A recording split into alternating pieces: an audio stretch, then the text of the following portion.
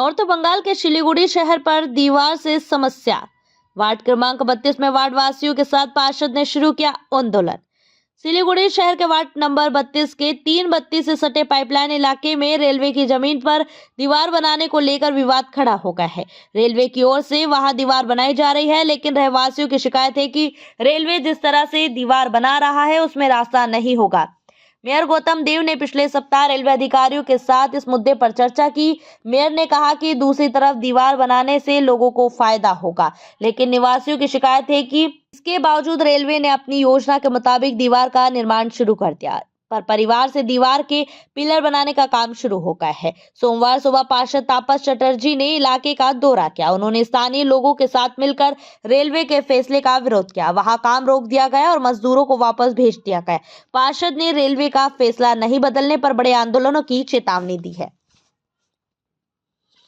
Oil ইন্ডিয়ার সাথে করেছে এবং রেল কর্তৃপক্ষ তারা কথা দিয়ে গেছে যে তারা এই সীমানা প্রাচীরটা ওই পাটটায় দেবে।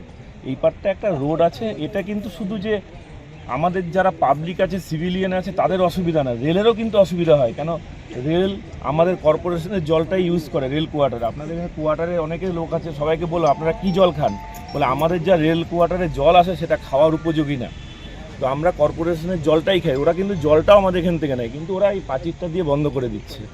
এতে এই প্রাচীরটা দেওয়া মানে হচ্ছে আমাদের এই 3 বাত্তি কলোনি অবধি ওরা টানবে প্রাচীরটা। তাতে আমাদের প্রচুর, এখানে প্রায় 60-70 বছর আগে, আমার জন্মের আগের থেকে এখানকার মানুষরা বসবাস করে। তাদের কি হবে? তাদের তো কোনো পুনর্বাসনের ব্যবস্থা করবে না।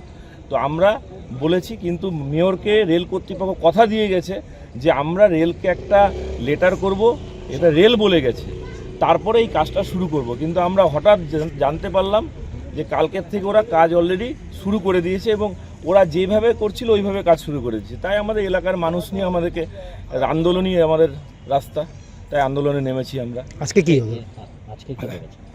আজকে প্রথমে যখন ওরা কাজ শুরু করতে, আমাদের তো যারা কাজ করছিল সেই শ্রমিকদের সাথে তো কোনো আমাদের বিক্ষোভ নেই। তাদেরকে বললাম, ভাই তোমরা এই কাজটা বন্ধ করো, তোমাদেরকে যারা পাঠিয়েছে তাদেরকে পাঠাও।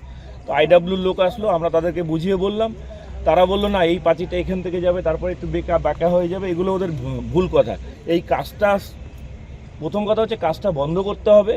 প্রয়োজনে আমরা মেয়রকে সাহেবকে জানাবো, রেলের সাথে আবার কথা বলবো। ওরা পাঁচিরটা যদি ওই পারে দেয় তাহলে ঠিক আছে, পাঁচিরটা কিন্তু আমরা এই পাশ থেকে আমাদের এলাকার লোকের আমরা দিতে দিব না। আমরা পাঁচিরটা, রেল যদি আগের মতোই কাজ করে তাহলে আপনাদের মানে কি আগামী আন্দোলন এটা বিক্ষোভ বড় হয়। এটা এই আন্দোলন তো শুরু আজকে শুরুবাত করলাম। এই আন্দোলন অনেক বড় আন্দোলন হবে। এখানে এখনো আমরা দরকার হলে এখানে অনশনে বসবো, এখানে আমরা শুয়ে পড়বো রাস্তায়। JTV न्यूज से जुड़े रहने के लिए हमारी खबरों को लाइक और शेयर करें, हमारे चैनल को सब्सक्राइब करें और अपडेट रहे हर छोटी बड़ी खबरों से।